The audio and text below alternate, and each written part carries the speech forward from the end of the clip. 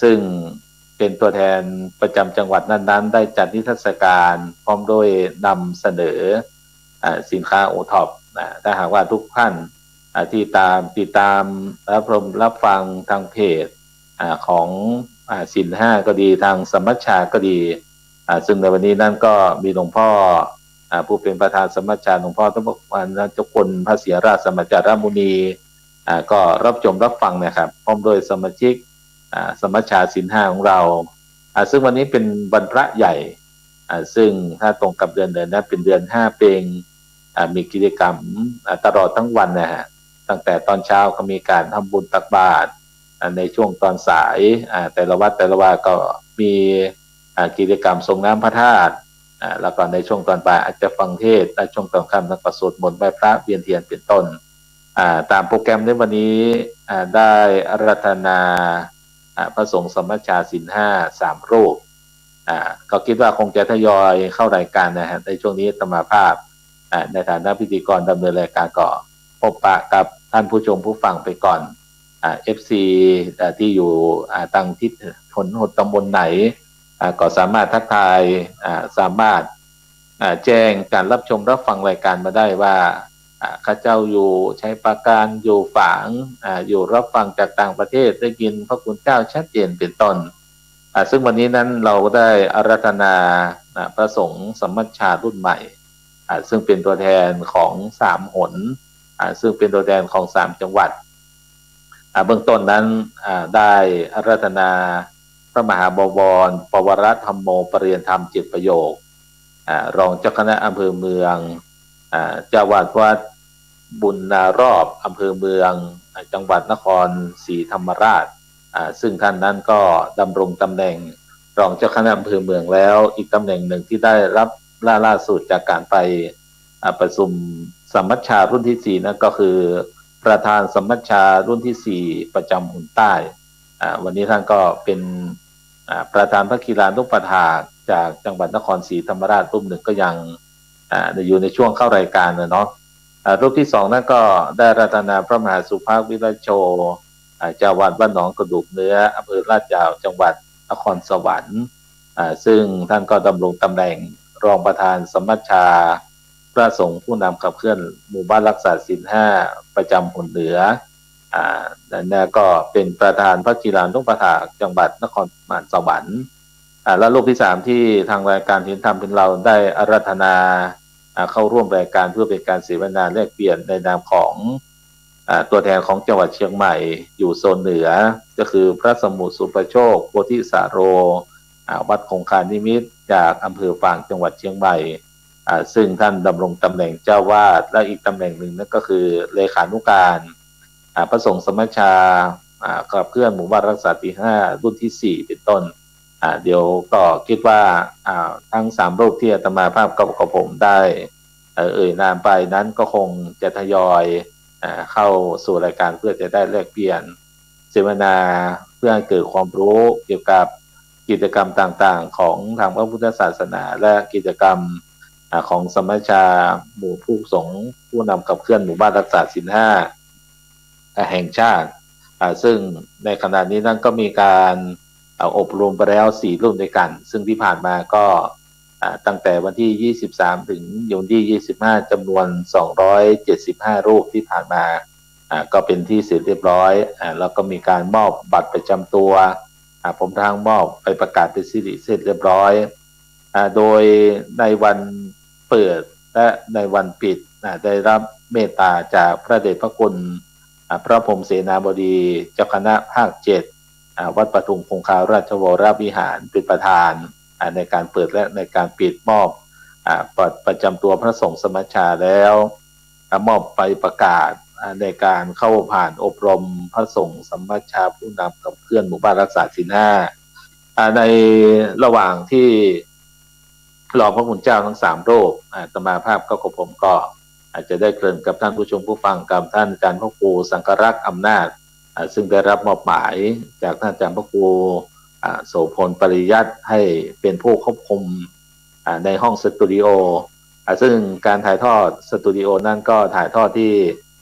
วัดพระสิงห์วรมหาวิหารซึ่งอาตมาภาพนั่นก็จะรายการ ที่พระถาวรรังสีม่วงโตนซึ่งในการถ่ายทอดนะก็เป็นไปตามเจตนาของช่องทำเป็นทีมและก็เป็นการเผยแผ่พระพุทธศาสนาเป็นต้นนะครับซึ่ง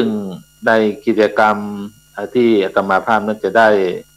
เกริ่นนั่นก็คือกิจกรรมมหกรรมหมู่บ้านรักษาศีลห้าแห่งประเทศไทย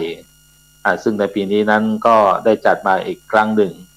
ก็ได้ห่างหายในการจัดนั้นไปหลายเดือนเช่นเดียวกันหลายๆปีในการนี้นั้นคิดว่าตัวแทนของแต่ละหมู่บ้านของแต่ละจังหวัดโดยมีการคัดเลือกเสร็จเรียบร้อยก็มีการตรวจเยี่ยมซึ่งในรอบปีที่ผ่านมาอาตมาภาพในฐานะเลขาสมัชชาพระสงฆ์หมู่บ้านรักษาศีลห้าประจำหูเหนือได้ออกตรวจเยี่ยมกับพระเดชพระคุณผู้เป็นประธานประจำหนและคณะกรรมการซึ่งในการจัดมหกรรมหมู่บ้านรักษาศีลห้านั้นคณะกรรมการของแต่ละหนก็ได้สรุปผลการดำเนินงานของแต่ละหมู่บ้านของแต่ละจังหวัดที่ได้ไปตรวจเยี่ยมมาว่ามีอุปสรรคและมีปัญหาในการปฏิบัติและมีข้อดีข้อเด่นข้อด้อยโดยประการใดซึ่งในตัวแทนของคณะสงฆ์หนเหนือก็ได้เมตตาจากประธานหนก็คือพระเดชพระคุณพระเทพรัตนนายกประธานหนเจ้าคณะจังหวัดลำพูนเป็นผู้นำเสนอพร้อมด้วยพระเดชพระคุณพระอุดมบัณฑิตคณะกรรมการได้นำเสนอกิจกรรมปัญหาอุปสรรคข้อดีข้อด้อยของคนเหนือของเราก็ส่งเป็นที่น่าพอใจนะฮะคำว่าเป็นที่น่าพอใจนั้นกิจกรรมในการขับเคลื่อนหมู่บ้านรักษาศีลห้าปีนี้นั้นก็เน้นการร่วมมือของภาคีเครือข่ายนี้ก็ตั้งแต่ภาคีเครือข่ายในหมู่บ้านในตำบลและในอำเภอเป็นต้นซึ่งในการรับมอบนโยบายสำหรับปี2566ปีนี้ก็ขยายเป็นโรงเรียนรักษาศีลห้าซึ่งโรงเรียนรักษาศีลห้าในคราวไปอบรมสัมมนาพระสงฆ์สมัชชาในรุ่นที่4ก็ได้รับเมตตาจากโรงเรียนบ้านไร่ขิงสุนทรอุทิศโดยท่านผอ.พร้อมโดยคณะครูได้มาจัดกิจกรรมโรงเรียนรักษาศีลห้าต้นแบบว่ามีการจัดกิจกรรมยังไงให้เด็กๆนั้นสามารถเข้าถึงศีลได้แบบง่ายๆเพราะจะแยกเป็นระดับเด็กระดับประถมระดับมัธยมไว้ซึ่งก็พระคุณเจ้าที่ผ่านการอบรมที่ผ่านมาจำนวน275รูปก็ได้ร่วมกันทำกิจกรรมในการจัดกิจกรรมโรงเรียนรักษาศีลห้าที่ผ่านมาเป็นต้นซึ่งศรัทธาสาธุชนญาติโยมที่อยู่ทางบ้านนั้นโดยเฉพาะในยุคปัจจุบันนั้นอาจจะมีข่าวคราวพระสงฆ์แต่ละพื้นที่แต่ละหนแต่ละแห่งนั้นทำให้เกิดความสะเทือนใจเกิดความไม่สบายใจแก่ศรัทธาสาธุชนญาติโยมที่ได้รับฟังข่าวเป็นต้นแต่อาตมาภาพก็เป็นกระบอกเสียงแทนพระสงฆ์จำนวนมากที่ได้สะท้อนให้ทุกท่านนั้นได้เห็นสะท้อนให้ทุกท่านนั้นได้รับฟังถึงว่ากิจกรรมทางพระพุทธศาสนาของพระสงฆ์แต่ละพื้นที่ก็มีพระสงฆ์ที่ขับเคลื่อนกิจกรรมต่างๆให้ทุกท่านนั้นได้รับชมรับฟังอีกเยอะโดยเฉพาะวันนี้สาเหตุที่เลือกพระมหาบวรปรธรรมโมรองเจ้าคณะอำเภอเมืองจังหวัดนครศรีธรรมราชวัดบุญนารอบก็เป็นพระสงฆ์อีกรูปหนึ่งที่ได้ขับเคลื่อนกิจกรรมในช่วงโควิดที่ผ่านมาท่านก็ได้สงเคราะห์แก่ศรัทธาสาธุชนญาติโยมโดยการจัดงานศพโดยไม่ได้คิดมูลค่าใดๆทั้งสิ้นแล้วก็ยังได้สงเคราะห์ในครั้งที่ชาวบ้านเกิดอุทกภัยอีกอันนี้ก็เป็นกิจกรรมที่ท่านได้ทำเราก็เลือกขึ้นมาถ้าหากว่ามีโอกาสถ้าหากว่าท่านอาจารย์พระมหาบวรเข้าเสร็จเรียบร้อยก็อาจจะได้มาแชร์ประสบการณ์แลกเปลี่ยนให้กับศรัทธาสาธุชนญาติโยมได้ฟังอยู่ทางบ้านแล้วก็รูปที่2ที่อาตมาภาพได้เลือก มาร่วมรายการด้วยกันคือท่านอาจารย์พระมหาสุภาพวิไลโชก็ถือว่าเป็นพระสงฆ์รุ่นใหม่ที่ใส่ใจในกิจกรรมของทางวัดและทางบ้านตามหลักบวรชุมชนวัดหนองกระดูกเนื้อนั้นอาตมาภาพก็ถือโอกาสได้ไปเยี่ยมเยียนอยู่2 ครั้งแล้วก็ถือโอกาสนี้ได้นำเสนอในกิจกรรมที่ทุกท่านนั้นได้ร่วมได้ทำนะครับขอกราบนมัสการท่านอาจารย์พระมหาบวรครับด้วยความเคารพอย่างสูงครับขอไปที่เก้าช้านิดเพิ่งมาถึงวัดเมื่อตะกี้โอ้ครับโดยความเมตตาท่านอาจารย์พระมหาบวรปรธรรมโมรองเจ้าคณะอำเภอเมืองนะครับครับผมเป็นไงครับอาจารย์ครับในช่วงนี้นครศรีของเราเป็นไงบ้างสถานการณ์ก็ถวายความเคารพพระเถรานุเถระแล้วก็ขอเจริญพรญาติโยมที่รับฟังรายการอยู่ในตอนนี้นะครับก็นครก็ปกติดีครับฝนฟ้าอากาศก็ตามปกติไม่มีอะไรนะก็ตอนนี้วันนี้ตามจริงที่ถ้าไม่ใช่8 2 หนก็เป็นวันสำคัญทางพระพุทธศาสนาวันเป็นเดือน3ก็แต่ก็ชาวนครศรีธรรมราชก็ยังไปวัดกันนะครับไปวัดไปไหว้พระวันเรียกว่าวันมาฆบูชาแรกเขาก็จะมาเวียนเทียนที่วัดพระบรมธาตุมาแห่ผ้าขึ้นธาตุตามปกติของคนโบราณครับแต่ว่ารักษาจารีตประเพณีไว้นะครับครับผมแต่ว่าที่พอวัน8 2 หนก็เกิดรอบหลังก็คือเดือนหน้าตรงกับวันมาฆทั่วไปนะครับครับเป็นวันพระใหญ่วันมาฆเดือนหน้านะครับครับผมพระอาจารย์ครับ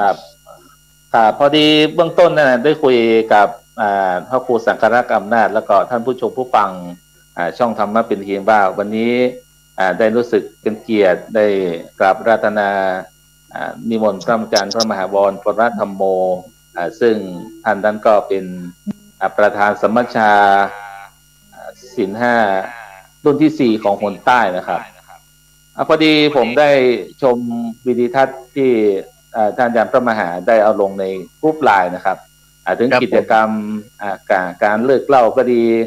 กิจกรรมการส่งเสริมหมู่บ้านรักษาศีล 5ซึ่งเป็นวัดบุญนารอดนั้นเป็นหมู่บ้านรักษาศีล 5ต้นแบบของจังหวัดนครศรีธรรมราชที่ผ่านมาก็ดีนะครับ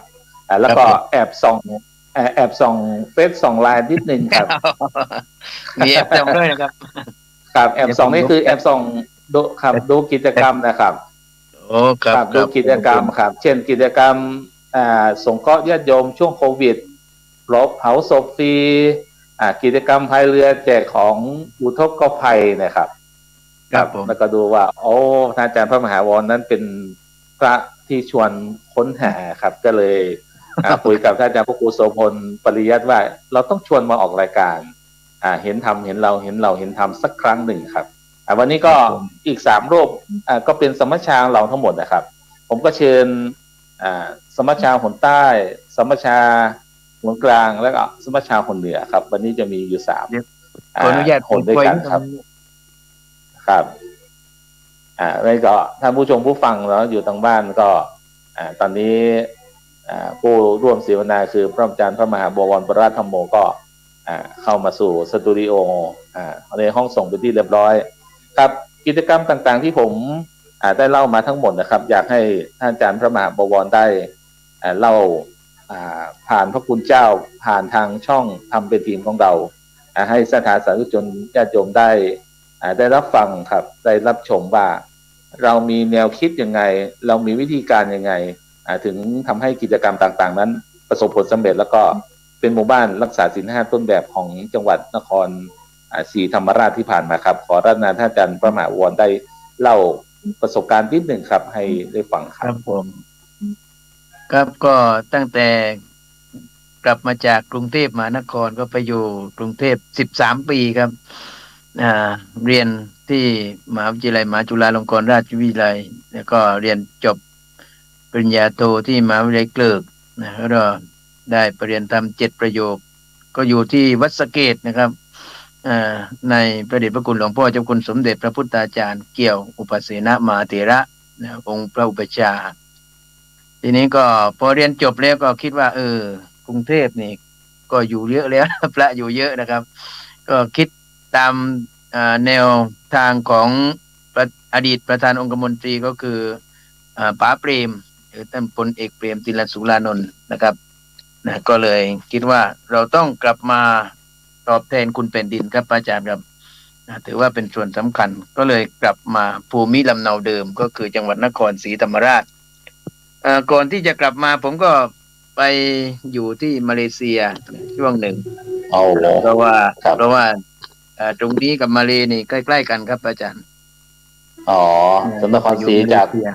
ครับไกลกันนะครับไปสอนภาษาไทยไปคือยังไงไปรู้จักกับญาติโยม อ๋อจะเป็นสายครับบุญครับผมสายบุญก็เลยเวลาญาติโยมไปมาไหว้พระธาตุเนี่ยก็จะมีเป็นการอ่าต้อนรับกับสู้กันในฐานะที่ว่าคนเคยอยู่ร่วมกันนะครับก็ถือว่าเป็นส่วนสำคัญในการสัมพันธไมตรีกับผมกลับมาก็วัดนี้ก็น่าเห็นใจเหมือนกันนะครับถือว่าเป็นวัดที่ขาดการพัฒนาในช่วงนั้นผมมาอยู่นี่เพื่อนสาธมิกก็ว่าอะไรอยู่ถึงพระรามหลวง ก็กลับมาอยู่วัดอย่างนี้ผมว่าไม่เป็นไรหรอกมันพัฒนากันได้นะตามการเวลาก็ผมศึกษาดูวัดนั้นเขาก็มีการสอนเป็นโรงเรียนพระวิทยธรรมแผนกธรรมแผนกบาลีอะไรต่างๆนี่ครับพระอาจารย์ผมก็ว่าอ๋อเขาครัทำอย่างบนั้นแล้วเราก็อย่าไปทำทับใช่ไหมครูบาอาจารย์ก็ทำแล้วเราก็ส่งเสริมส่งเนนไปเรียนส่งพระไปเรียนเราทำที่ไม่เหมือนใครดีกว่าก็เลยเน้นในเรื่องของสาธารณสงเคราะห์ถ้าอืท่านทั้งหลายรู้มจักพระเดชพระคุณหลวงพ่อเจ้าพระคุณสมเด็จวัดสะเกษสมัยน้ำท่วมกรุงเทพนะหลวงพ่อให้พระไปช่วยน้ำท่วมน้ำอะไรนะท่านทำมาสมัยนั้นก็สนุกเหมือนกันนะครับนะก็ครับได้ช่วยน้ำท่วมแถวภาคกลางตัวนั้นนะครับผมแล้วก็อ๋อผมก็คิด เรามีพื้นฐานเรามีทุนนะครับค รับ มีทุนครับก็หลครับมีวงพ่อททุนก็คือพระำให้เดชพระคุณเป็นต้นแบบให้เราเนาะอาจารย์เนาะเป็นต้นแบบครับเป็นต้นแบบว่าครับลูกศิษย์ลูกหาเนี่ยเมื่อหลวงพ่อมีแนวปฏิบัติอย่างนี้เราเอามาปฏิบัติได้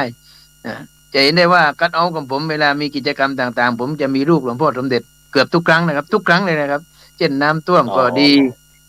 หรือว่ามาช่วยโควิดเผาโควิดอะไรเงี้ยครับผมก็ถือว่าใช่ครับท่านเป็นต้นแบบนะแล้วก็ครูบาอาจารย์ทุกรูป แล้วก็พ่อแม่ก็ถือว่าเป็นต้นแบบที่สำคัญที่ทำให้ผมได้ทำแนวนี้เพราะว่าเป็นคนที่ธรรมะธรรมโมแล้วก็จิตสาธารณะนะครับผมครับก็เมื่อมาอยู่ที่นี่ก็เลยคิดว่าเราควรที่จะทำไม่เหมือนใครนะอืเพราะการพัฒมนาทางด้านวัตถุนี่ผมว่าพัฒนาไม่ยากถ้ามีมวลชน ดังนั้นถามว่ามวลชนจะเข้าวัดนี่คืออะไรคือการให้ครับผมนะอ๋อตามแนวของเอาสาธารณการให้ทานสงเคราะห์เลยนะนำเลยนะครับครับอาจารย์ครับผม เอาการให้ทานนำเลยครับการให้นำเลยครับทานังสีลังปริอ๋อจาคังเลยเอาให้อ๋อทานให้ศีลให้ภาวนานะครับให้ทานไปก่อนนะครับเบื้องยิ่งต้นอาทำยิ่งได้จารย์ให้อะไรเป็นเบื้องต้นนะครับก็ให้การสงเคราะห์ช่วยเหลือเช่นใครลำบากก็อือะไรช่วยได้มก็ช่วยก็ไม่มีข้าวกินก็ครับให้ข้าวใครไม่มีน้ำก็ให้น้ำเช่นว่ามาตั้งศพที่วัดไม่มีเราก็จัดให้ครับนะจัดให้อ๋อฟรีมีโลงศพมีนู่นนี่นั่นทุกสิ่งทุกอย่างจนกระทั่งว่าถ้าเขาอยากจะถวายเท่าไหร่ก็ตามศรัทธา ก็เลยมีแนวปฏิบัติตั้งแต่ปี50มาว่าใครมาตั้งศพที่วัดบุญนารอบนี่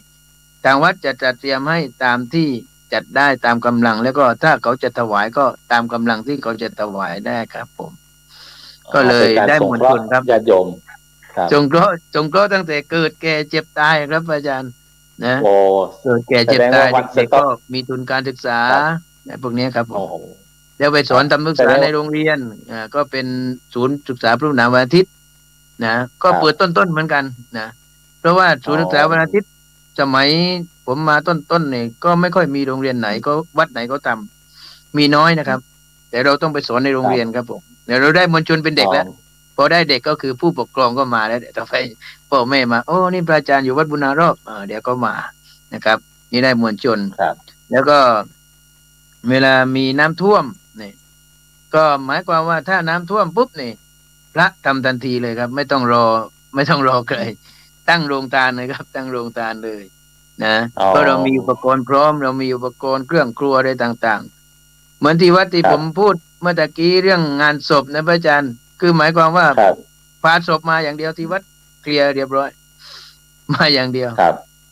ยิ่งในช่วงโควิดนี่นะได้ช่วยเผาโควิดไปเยอะที่สุดในภาคใต้ก็ว่าได้นะครับผมสามร้อยครับหกสิบ364 ศพนะครับผมโอ้สามครับร้อยหกสิบก็ถือว่าสี่เยอะนะครับที่มาเผากับที่นักข่าวมาทำข่าววันนั้นว่า2 วัน 11 ศพกลัวเมนจะพัง 2 วันวันหนึ่งครับ6 ศพวันหนึ่ง5 ศพพระอาจารย์ดูเดือเผามันนะอืแล้วก็มต้นนั้นนี่บางคนก็ไม่กล้าที่จะมาเผาไม่กล้าที่จะเข้าวัดบางทีกลัวจะติดโควิดเพราะว่าที่วัดช่วยครัเผาโคบวิดคนก็เลยกลัวเหมือนกันนะครับก็ผมคิดว่าการช่วยเหลือกันนี่เป็นส่วนสำคัญในฐานะที่เราเป็นพระเป็นผู้นำเป็นวิสัยของชาวพุทธก็คือความรักความเมตตาที่เกิดขึ้นกับเพื่อนมนุษย์นะ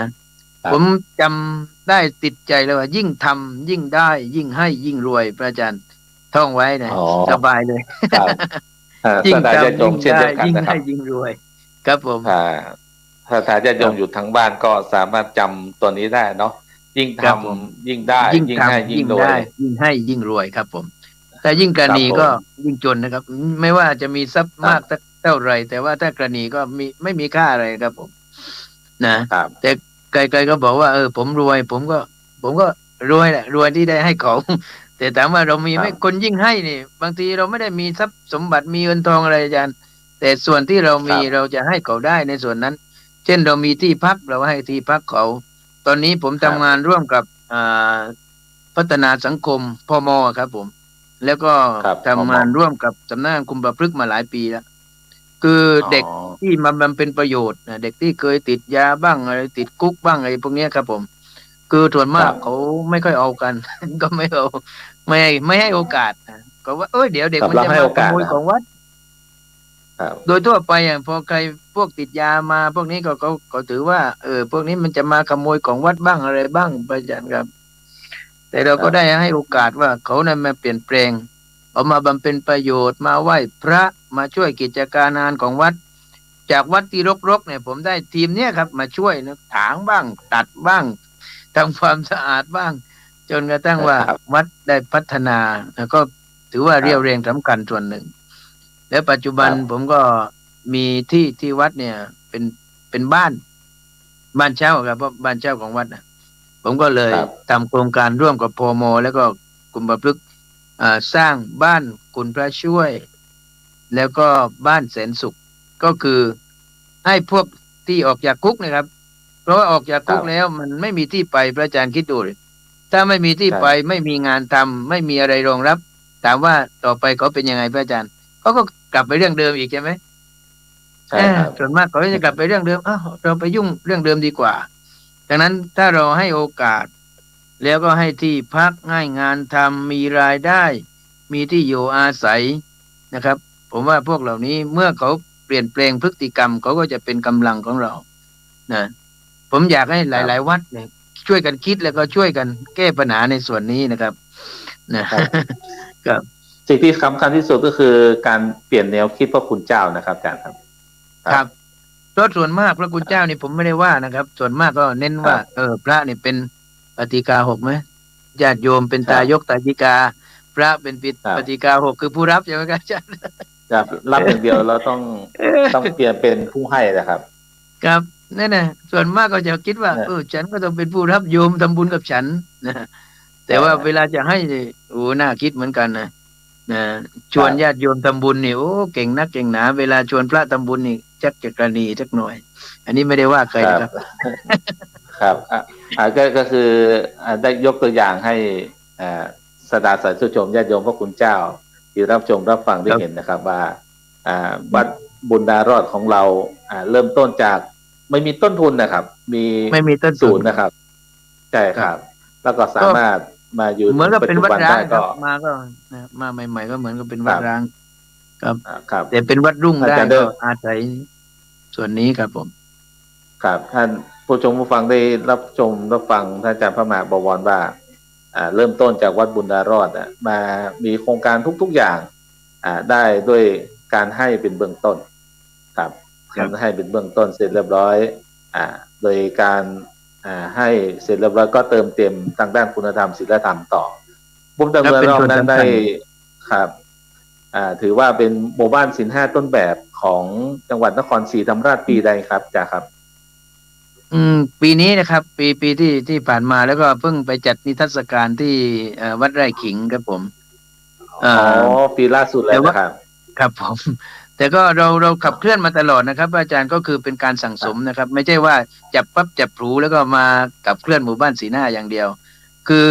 ทำแล้วเนี่ยผมอยากจะให้ทุกๆภาคส่วนหรือทุกวัดเนี่ยว่าถ้าเราทำแล้วให้มีรูปธรรมให้ปรากฏเป็นรูปธรรมเช่นเอ่อเลิกเหล้าก็ต้องให้เขาเลิกเหล้าได้จริงๆแล้วก็เราทำกัดเงาแล้วก็ประกาศยกย่องถ้าสครับเขาจะให้เสื้อ เลิกเหล้าตลอดชีวิตอะไรพวกเนี้ยนะหัวใจเพชรครับอะไรพวกเนี้ยครับผมนะครับเสื้อหรือสามารถนะครับ ครับเชื่อสามารถว่าเป็นคนเลิกเหล้าได้นะให้เป็นรูครับปธรรมไปเลยเช่นเมื่อก่อนผมมานี่ข้างวัดเนี่ยจะไม่ค่อยมีร้านค้าอะไรครับผมอาจารย์ก็พอครับวัดมีกิจกรรมเยอะมีคนมาตั้งศพมีงานเนี่ยนี่เช่นตอนนี้ก็มีอยู่2 ศพนะศพนี่จะมีตลอดนะครับพระนี่ไม่ลำครับบากเท่าไหร่ อ๋อ ก็มีอันศพครับนะ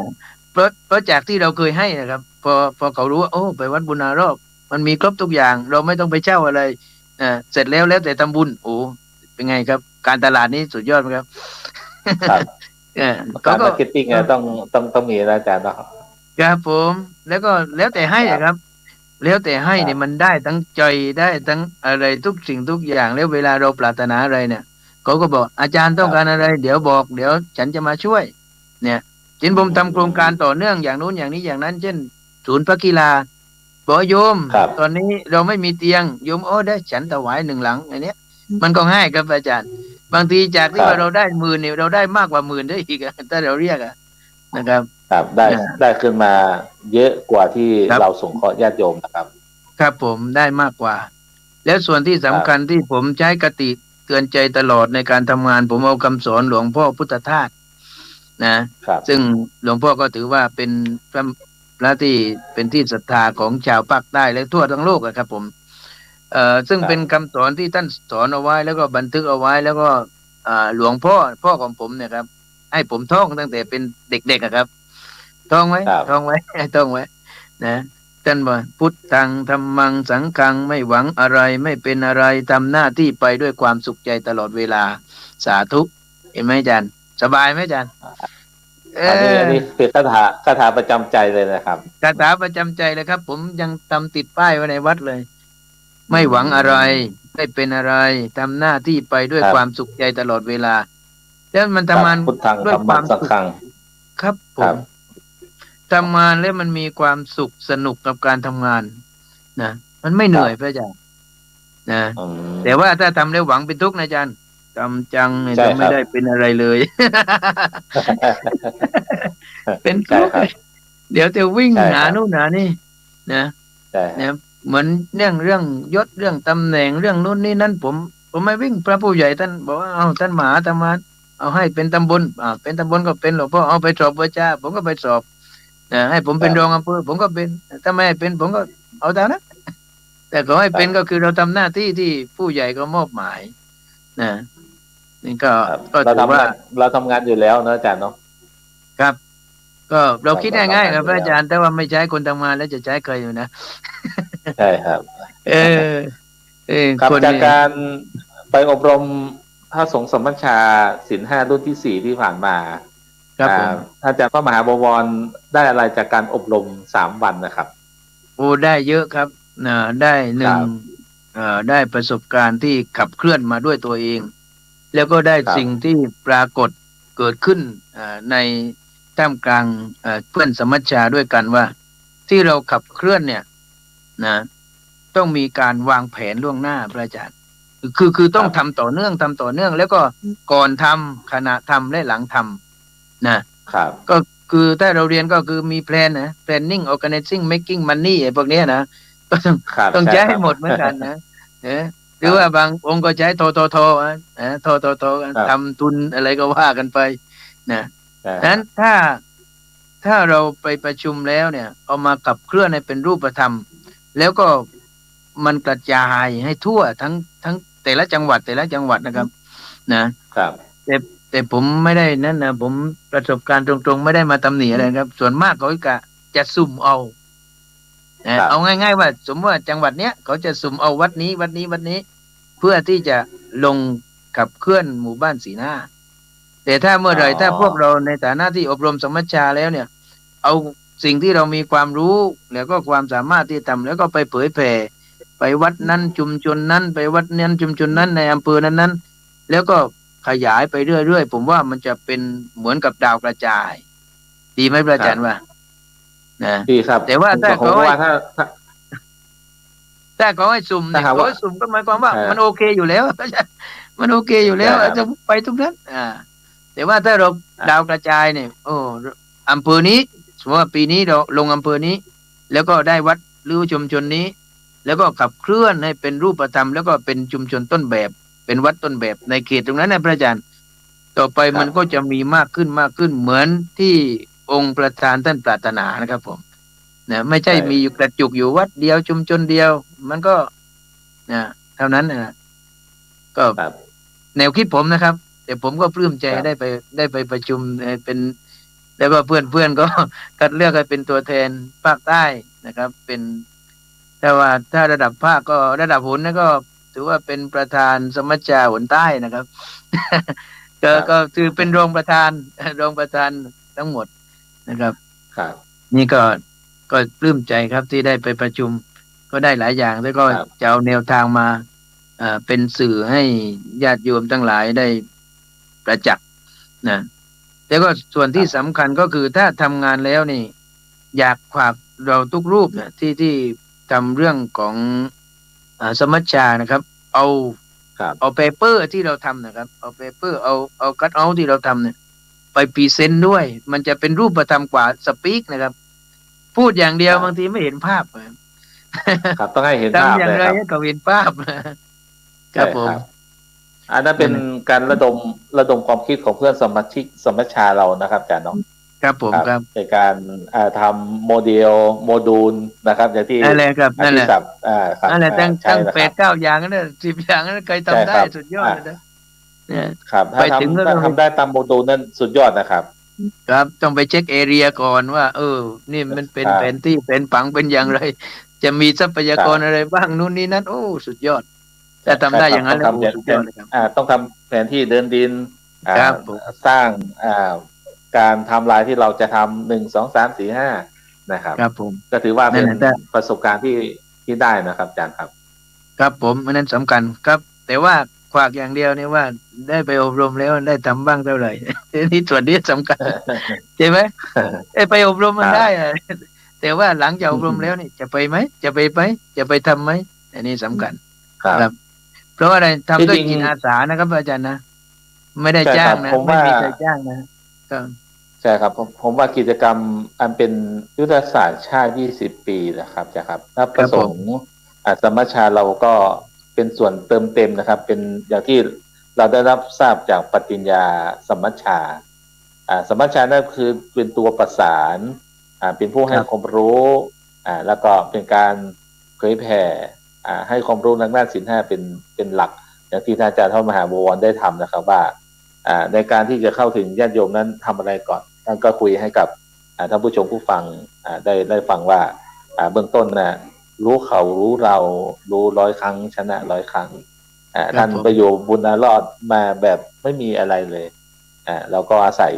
ความรู้ทางด้านปริยัติธรรมและความรู้ทางโลกที่ท่านอาจารย์พระมหามี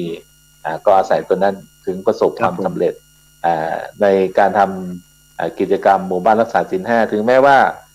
กิจกรรมหมู่บ้านรักษาศีล 5อาจจะมาทีหลังโครงการที่เราทำแต่ก็ถือว่าเป็นโครงการที่เราทำต่อยอดมาแล้วเราก็เอาเป็นแมทเข้ากับโครงการหมู่บ้านรักษาศีล 5ก็ถือว่าตอบโจทย์นะครับแต่ครับคือว่าให้มีความมั่นคงมั่งคั่งและก็ยั่งยืนใช่คอรับย่างนี้เป็นต้นมั่นนะครับคงมั่งคั่งยั่งยืนครับแล้วก็อครับยู่อย่างมีความสุข ครับอยากจะถามท่านอาจารย์พระมหาบวรครับว่าญาติโยมผู้ชมผู้ฟังเนี่ยอยากจะฝากท่านอาจารย์ว่าถ้ ถ้าพูดถึงซึ่งสิ่งเนี้ยจะนึกถึงวัดบุญนารอดของเราเลย อะไรเป็นซิกเนเจอร์ครับอาจารย์เป็นสิ่งที่สำคัญของบุญนารอดของเราที่มีมาจนถึงปัจจุบันครับส่วนที่สำคัญก็คือเขารู้จักว่าวัด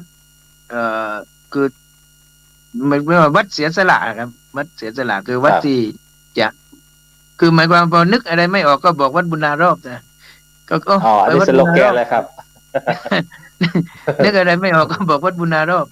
นะขนาดไม่มีแพมเพิร์สก็นู่นไปวัดบุญนารอบไม่มีเตียงไปวัดบุญนารอบอย่างเงี้ยคือหมายความว่าเป็นสาธารณสงเคราะห์เป็นวัดสาธารณสงเคราะห์แล้วก็ได้รับความเมตตาในพระเดชพระคุณหลวงพ่อเจ้าคุณสมเด็จพระมหาธีราจารย์องค์ประธานฝ่ายสาธารณสงเคราะห์ได้ให้วัดบุญนารอบเนี่ยเป็นวัดสาธารณสงเคราะห์ต้นแบบรุ่นแรกนะครับอาจารย์เป็นความปลื้มใจครับผมรุ่นแรกใน26 วัดนะครับนะครับ26 วัดรุ่นแรกครับหนึ่งใน26ของประเทศไทยนะครับครับผมตรงนี้ประเทศไทยครับครับแล้วก็แสดงว่าเราขับเคลื่อนมาเรื่องตลอด สุขนะครับ ครับผมก็ปลื้มใจครับปลื้มใจนั่นนะผมบอกว่าทำงานไม่ต้องหวังอะไร แต่ว่ามันได้มากกว่าที่เราหวังครับนะมีรางวัลหลายรางวัลเช่นรางวัลประชาบดีของพัฒนาสังคมและความมั่นคงของมนุษย์รางวัลผู้เสียสละรางวัลผู้เสียสละของกระทรวงพัฒนาสังคมเหมือนกันมีเอ่อแปดท่าน8 ท่านทั้งประเทศเมื่อต้นปีหรือปลายปีที่ผ่านมาเนี่ยครับผมปลายปีนะครับผมขึ้นไปรับรางวัลผมพระรูปเดียวดังนั้นโยมที่ดังๆทั้งนั้นระดับประเทศโอ้ก็ปลื้มใจครับว่าเราทำงานอยู่ต่างจังหวัด แต่มันอะไรสายตาหรือว่าเทวดาและมนุษย์ทั้งหลายเขาเห็นนะครับ แต่ผมไม่หวังนะไม่ใช่ว่านี่ที่พูดไม่ใช่ว่าหวังรางวัลอย่างนั้นอย่างนี้ แต่ว่าคือสิ่งที่มันปรากฏให้เห็นมันเป็นไงมันเป็นความปลื้มใจที่เราจะมาน่ะเหมือนเราตั้งใจเรียนแล้วก็เราสอบพอสอบผ่านเป็นไงอาจารย์แฮปปี้มีความสุขครับนะสอบผ่านมีความสุขเช่นเดียวนะครับว่าทำมาแล้วถ้าเราเห็นผลเนี่ย เราก็มีความสุขนะดังนั้นอะไรที่จะเป็นที่พึ่งพาอาศัยของเพื่อนมนุษย์ได้เนี่ยผมว่าเราควรที่จะทำเสียก่อนที่จะไม่มีลมหายใจที่จะทำนะเราถ้ารอก่อนบางทีไม่มีเวลาแล้วอาจารย์เวลามันไปเร็วเหลือเกินนะนี่วันนี่ปุ๊บปั๊บค่ำปุ๊บปั๊บค่ำนี่วันไม่ได้หยุดตั้งแต่เช้าเพลนบ่ายค่ำนี่วันนี้เดินทางตลอดนี่พรุ่งนี้ผมขึ้นกรุงเทพอีกครับไปปฏิบัติหน้าที่แทนครับผมไม่ได้ผมติดต่ออาจารย์ตั้งแต่เช้ามาติดเลยครับอันนั้นต้องขอไปแต่ว่าผมก็เช็คอยู่ในไลน์แล้วนะครับท่านอาจารย์พระครูท่านแจ้งว่าวันนี้ขออนุญาตเข้าสถานีที่ผมกลับมาถึงก็มาดูไลน์เข้าพอดีเลยก็เนี่ยผมพรุ่งนี้เรื่องของสถาบันพระบรมราชนกเกี่ยวกับเรื่องของอะไรการบริบาลภิกษุไข่ก็ผมที่วัดนี่มีศูนย์พระกีฬามุนุปถากนะที่จังหวัดนครศรีธรรมราชนี่สมัยมจรเอาศูนย์พระกีฬาธรรมนูญพระธรรมนูญพระสงฆ์แห่งชาตินะมาลงที่เนี่ยมาลงที่วัดบุญนารอบแล้วก็อบรมรุ่นแรกปี61เลยครับแล้วผมก็ขับเคลื่อนตลอดครับขอเมตตาอาจารย์พระมหาบวรได้คุยถึงพระกีฬานุปถากของภาคใต้ครับโดยเฉพาะจังหวัดนครศรีของเราให้เพื่อนสมัชชาให้สถาสาธุชนญาติโยมได้ฟังครับว่ามีหลักการทำงานยังไงแล้วก็ในการทำงานตอนนี้เป็นยังไงมันต้องมีสมาชิกยังไงแล้วก็การปฏิบัติเป็นยังไงครับขอแล้วท่านอาจารย์พระมหาบวรได้คุยถึงพระกีฬานุปถากของนครศรีของเราครับขอโทษไม่ทราบให้เวลาผมเท่าไหร่เกรงใจมีครับครับขอบคุณวันนี้ญาติโยมก็จะได้ฟังกันเต็มครับผมขอบคุณมากเพราะว่างานที่ทำมันหลายอย่างหลายด้านนะครับอาจารย์แต่ว่าทำศูนย์พระกีฬาได้นี่ก็อยู่ที่ศีลข้อที่1นะครับอาจารย์ก็คือมีเมตตากรุณาครับต่อเพื่อนมนุษย์นะครับถ้าไม่มีเมตตานี่ทำยากครับอะไรอยู่ๆต้องมาเช็ดขี้ฉี่เยี่ยวไม่ใช่รู้จักนี่ไม่รู้ลูกใคร ไม่รู้ว่าเป็นพ่อหลวงของใครนะครับเนี่ยเขาเช่นว่าเป็นพระหลวงตาไม่มีคนดูแลเอาก็เอามาอยู่ที่ศูนย์นะใคหรับม่ๆพออบรมเสร็จนี่ผมก็ถามครูบาอาจารย์นะดรนุ้ยด้วยแล้วก็ถามท่านอาจารย์อืมอาจารย์ท่านศึกแล้วขอไปนะท่านที่มหาจุฬานะครับผมแล้วก็ครับท่านบอกว่าเนี่ยผมจะตั้งให้พระเนี่ยที่ป่วยเนี่ยมาอยู่ที่ศูนย์ก็เลยท่านแนะนำว่าตั้งกุฏิสงฆ์อาพาธกุฏิสงฆ์อาพาธศูนย์พระกีฬานุปถากจังหวัดนครศรีธรรมราชนะตั้งแต่บัดนั้นเป็นต้นมาผมก็ตั้งเป็นศูนย์แล้วก็มีเตียงผู้ป่วยมีอุปกรณ์ต่างๆครับอาจารย์ก็เลยมีพระป่วยมาก็ได้มาอยู่พออยู่แล้วเราช่วยดูแลอย่างนั้นอย่างนี้จนกระทั่งว่าท่านดีขึ้นบางรูปก็กลับไปบางรูปท่านก็เอ่อหมายความว่าไงพอชราภาพมากแล้วท่านก็มรณภาพที่ศูนย์เลยก็มีแล้วก็จัดงานศพถวายให้ท่านอืนะมแล้วก็ตอนนี้ขยายนะขยายเมื่อก่อนนี่เรามีอยู่กุฏิหนึ่งก็ขยายเป็น2 3 4ตอนนี้ได้6แล้วครับผมเนี่ยหอ๋อกกุฏิสงฆ์อาพาธนะครับก็มีพระป่วยอยู่แล้วก็ท่านเพิ่งมีลูกหลานที่ว่าพอจะรับได้ท่านก็รับไป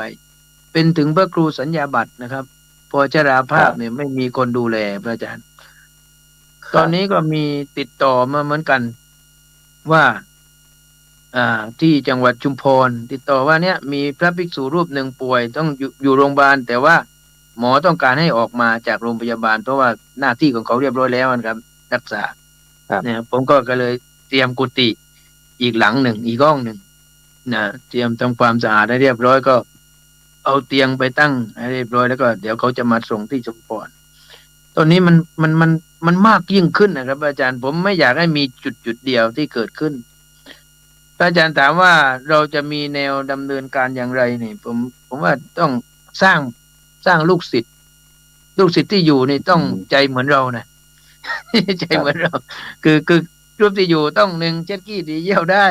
ป้อนข้าวป้อนน้ำได้ถ้าอืพระโวมยวายก็ต้องใจเย็นได้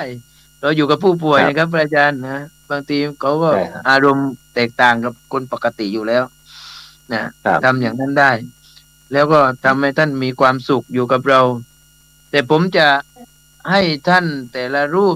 ที่มาจากที่อื่นๆนะครับ ย้ายสิทธิ์ก่อน ย้ายทะเบียนเข้าวัดทำบัตรประชาชน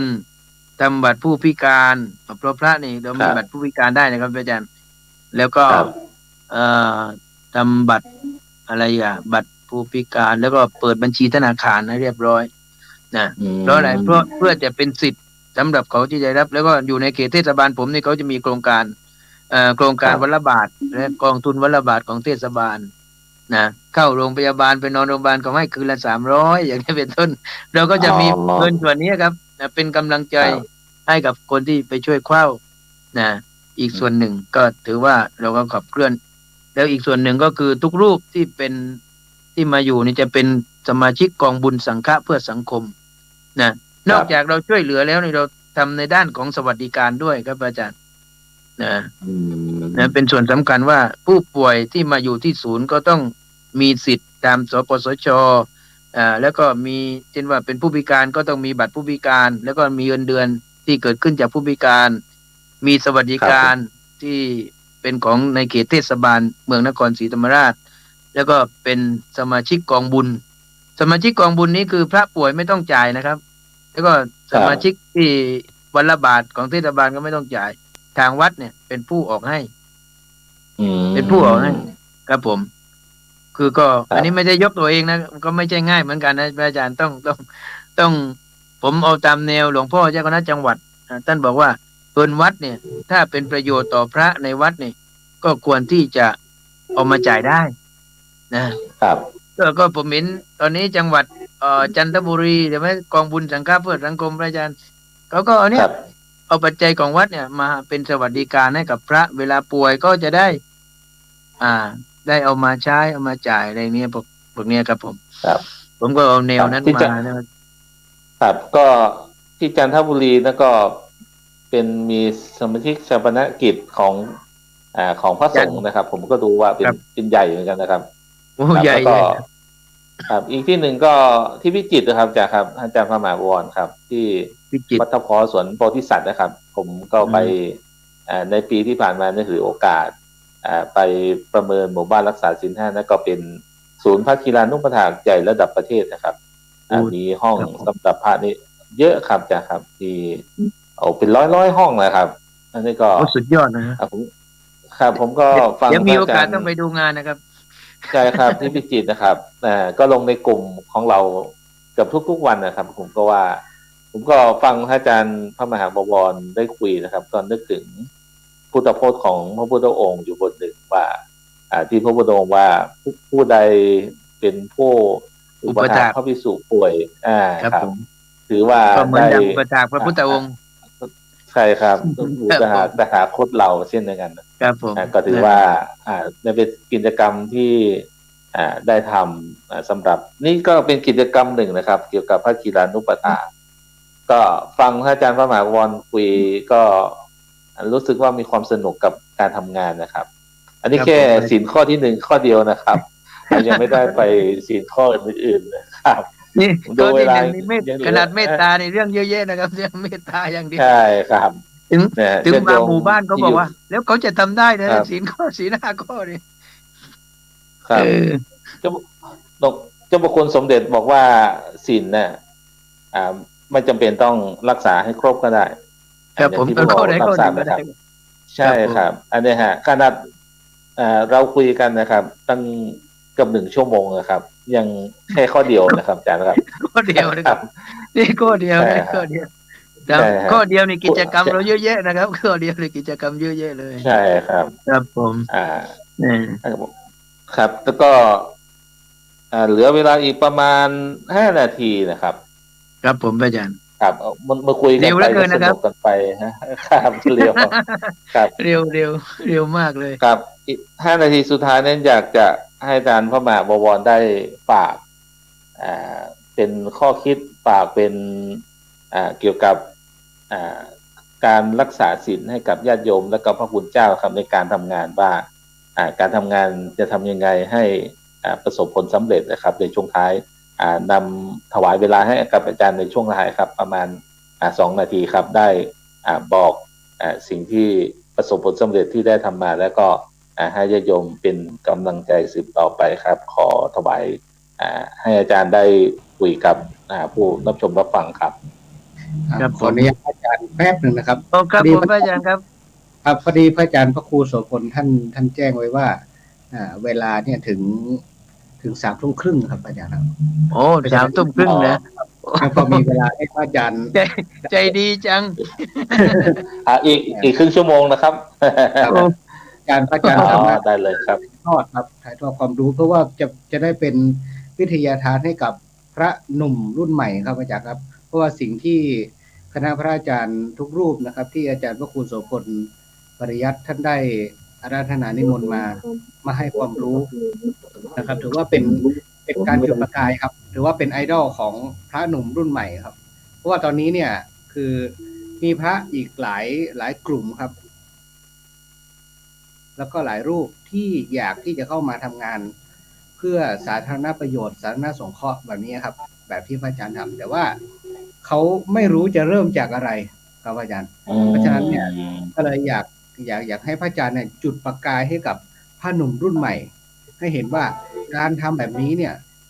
มันมีประโยชน์ยังไงแล้วมันมีความสุขไหมอย่างเงี้ยครับอาจารย์ครับครับผมก็ขอเรียนอย่างนี้ว่าที่วัดก็เมื่อก่อนเหมือนที่คุยกับพระอาจารย์ว่าก็ไม่มีอะไรเหมือนกันนะครับแต่ก็คือเราดูว่าเราชอบแนวไหนเนี่ย1ว่าเราจะไปทำงานแนวไหนในการช่วยเหลือสังคมนะหรือว่าการสอนก็แล้วแต่ว่าถ้าเราชอบในแนวการช่วยเหลือเนี่ยมันก็จะได้ทำให้ใจของเราเนี่ยไป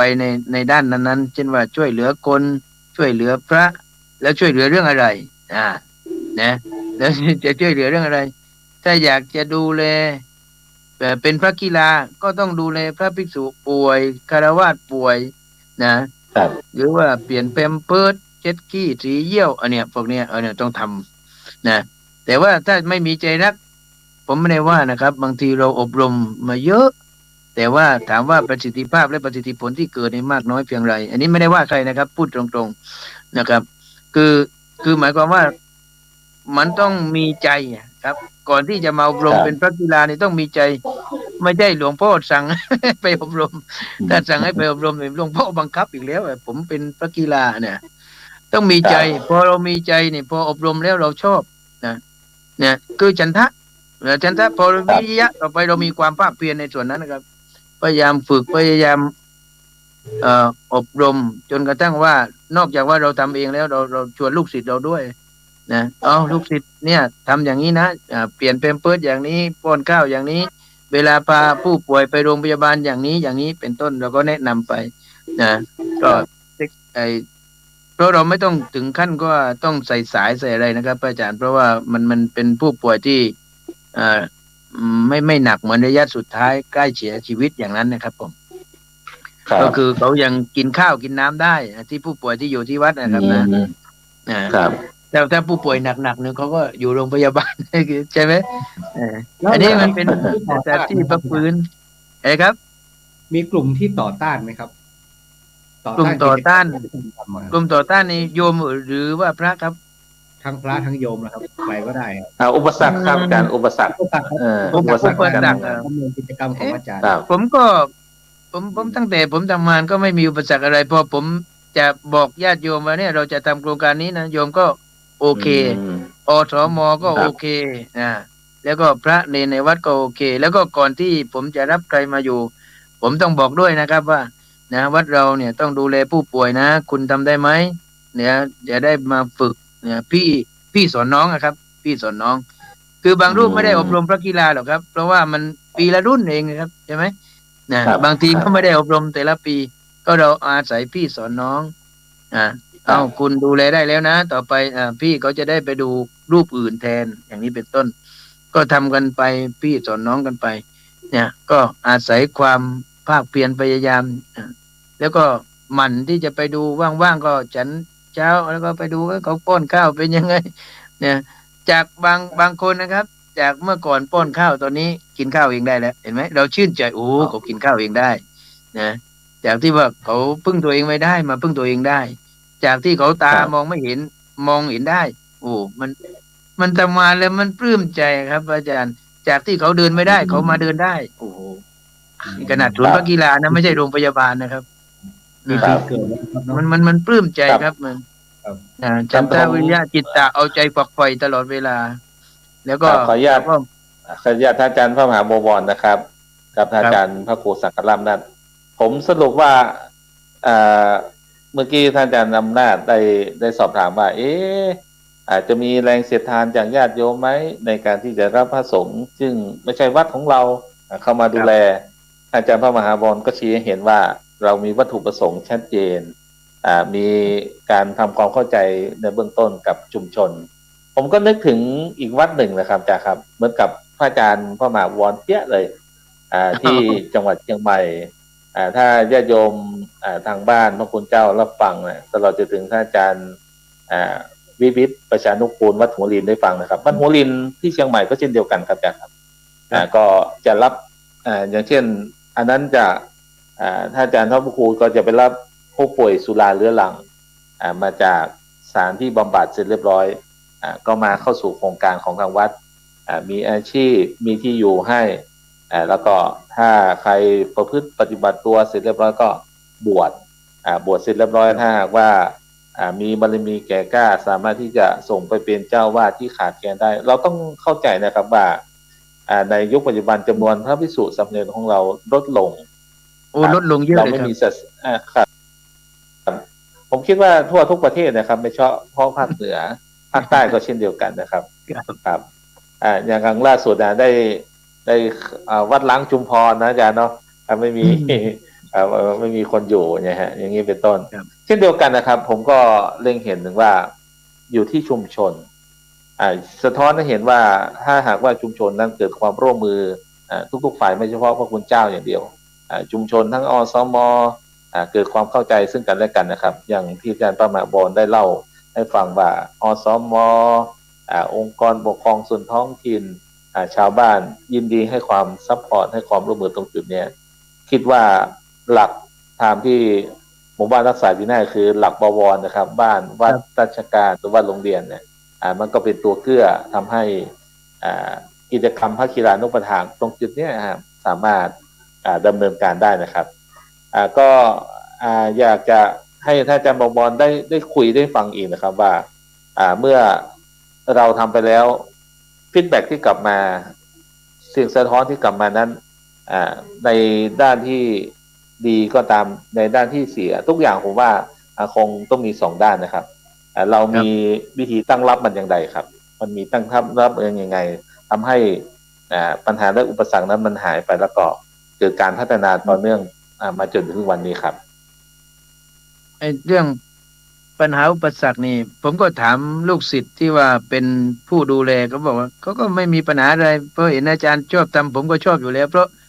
ะเหมือนที่ผมบอกตอนต้นว่าใคร